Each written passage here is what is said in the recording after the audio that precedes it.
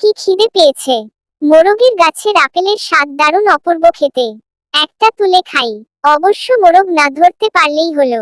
ধরতে পারলে কিন্তু আমাকে ছাড়বে না। যেমন ভেবেছি তেমনই স্বাদ। আহ, মন ভরে গেল। এই কে রে, আমার আপেল গাছে হাত দিয়েছিস? দাঁড়া, দেখাচ্ছি মজা। এই মরেছে, এই ভয়টাই পাচ্ছিলাম। মোরগ আমাকে দেখে ফেলেছে মনে হচ্ছে। পালাতে হবে, কিন্তু যাওয়ার আগে একটা আপেল নিয়ে পালাই। আচ্ছা, আপেল তো আনলাম, কিন্তু এটা দিয়ে যদি একটা আপেল গাছ পাওয়া যেত তাহলে ভালো হতো। জাদুর কাঠি দিয়ে চেষ্টা করে দেখি। কিন্তু জাদুর কাঠি দিয়ে তো আপেল গাছ তৈরি হবে না।